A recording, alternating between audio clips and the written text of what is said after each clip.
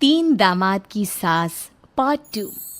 अब तक आपने सुना कि कावेरी जी अपनी तीनों बेटियों ईशा, मोहिनी और सुहाना की शादी तीन घर जमाई लड़कों के साथ करवा देती है।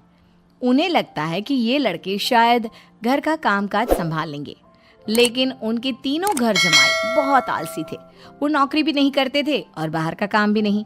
कावेरी जी ने अपनी बेटियों से कहा कि वो प्रेगनेंसी का बहाना बनाकर अपने पतियों को सबक सिखाए। अब सुनिए आगे।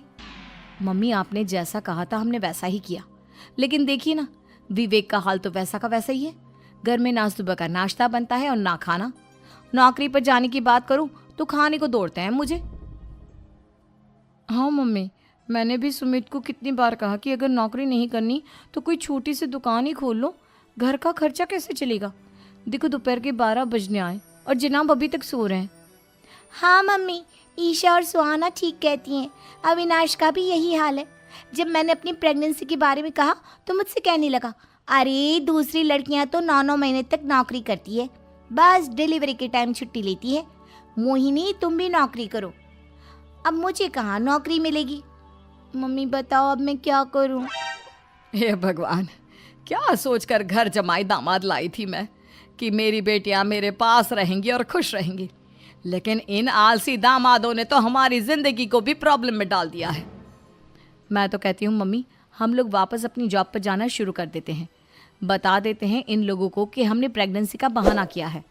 नहीं नहीं बेटा, ऐसी गलती भी मत करना।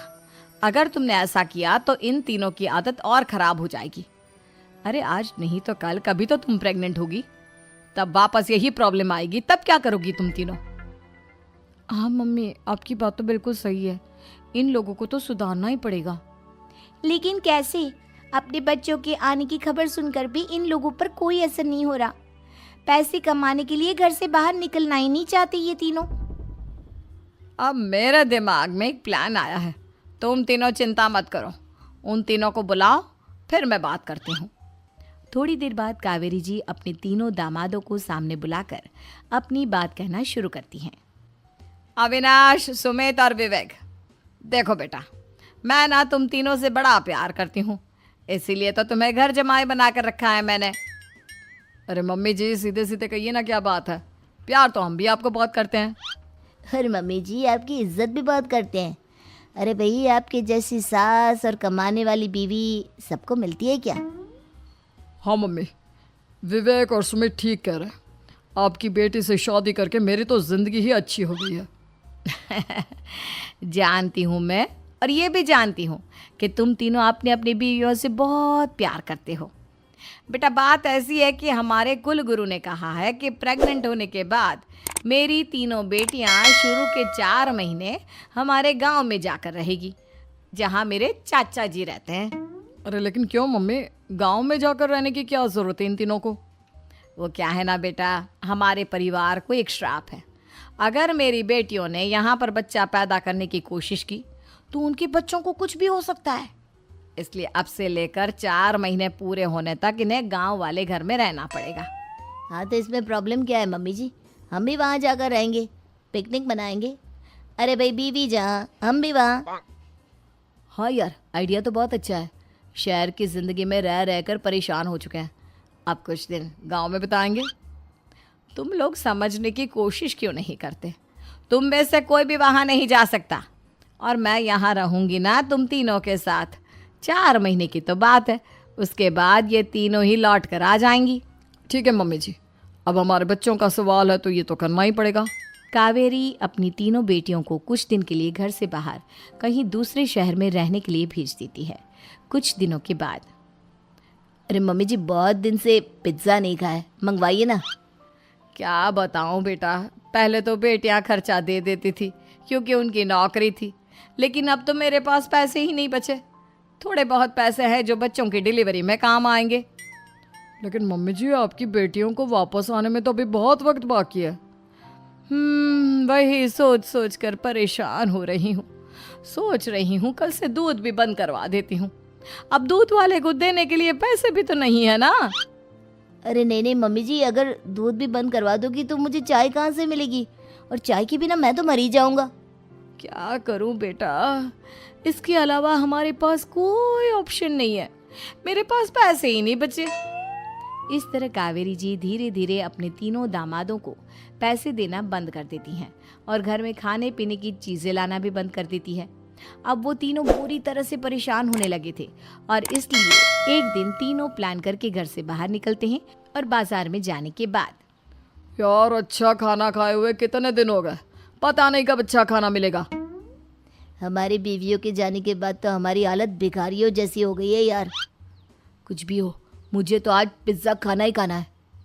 जेब में 1 रुपया नहीं और पिज्जा खाएगा, कहाँ से आएंगे पैसे? अरे देख वहाँ सामने बोर्ड पर क्या लिखा हुआ है, कंप्यूटर पर काम करने के लिए एक आदमी की आवश्यकता है। भाई मैं तो जा रहा हूँ, काम करूँगा और शाम तक पैसे लाकर आराम से पिज्ज़ा खाऊंगा। जा जा, तुझे कोई काम नहीं देने वाला, हम तो घर जा रहे हैं। चल भाई सुमित। सुमित और अविनाश वहाँ से चले जाते हैं और विवेक उस कंप्यूटर शॉप पर सारा दिन काम करके 5,000 रुपये कमा कर घर लौट कर आता है और अपने खाने के लिए अच्छी अच्छी चीज़ें भी लेकर आता है। ये देखकर विवेक और सुमित के दिल में भी कुछ पैसे कमाने की इच्छा जागती है। अरे सुबह सुबह कहाँ चल दिए तुम? मम्मी जी एक बहुत अच्छी जगह मिली है, कंप्यूटर पर काम करने के 5,000 मिले थे कल मुझे। अगर रोज़ काम करूँगा तो पूरे 40,000 की तनख्वाह। अरे वाह, ये तो बहुत अच्छी बात है दामाद जी, आपको जाना ही चाहिए।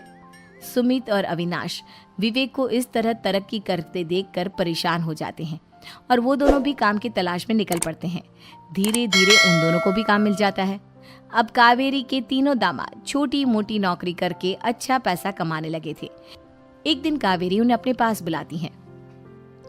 अरे वाह, विवेक 40,000 कमा लेता है, अविनाश 60,000 और सुमित तुम भी 40,000 के आसपास कमा ही लेते हो। कुल मिलाकर तुम अच्छे खासे पैसे कमा रहे हो बेटा। हाँ मम्मी जी, बहुत मज़ा आता है जब महीने के एंड में मोटी रकम हाथ में आती है। पूछिए मत मम्मी जी, घर में रहकर रोटी बना बना कर और तो जैसा महसूस होने लगा था मुझे तो। हाँ बेटा, तुम तीनों की बात तो बिल्कुल ठीक है और जानते हो अब तुम तीनों की पत्नियां भी वापस लौट कर आने वाली है। लेकिन मम्मी जी अभी तो उन्हें गए सिर्फ 2 महीने हुए हैं, आपने तो कहा था वो 4 महीने के बाद लौट कर आएंगी। ऐसा कुछ नहीं है बेटा, मैं सिर्फ तुम तीनों को सबक सिखाना चाहती थी कि आदमी घर में बैठकर बीवी की कमाई खाता हुआ अच्छा नहीं लगता। इस दुनिया में हर इंसान को मेहनत करनी चाहिए, काम करना चाहिए, चाहे वो औरत हो या आदमी, ताकि अपने परिवार को संभाल सके। कावेरी की बात सुनकर उन तीनों को अपनी गलती का एहसास होता है और कावेरी उन्हें सच बता देती है कि ईशा, सुहाना और मोहिनी शहर में ही कहीं दूसरी जगह रह रहे थे। शाम के वक्त उन तीनों की पत्नियां लौट कर आ जाती है और कावेरी जी का परिवार एक खुशहाल परिवार की तरह रहने लगता है।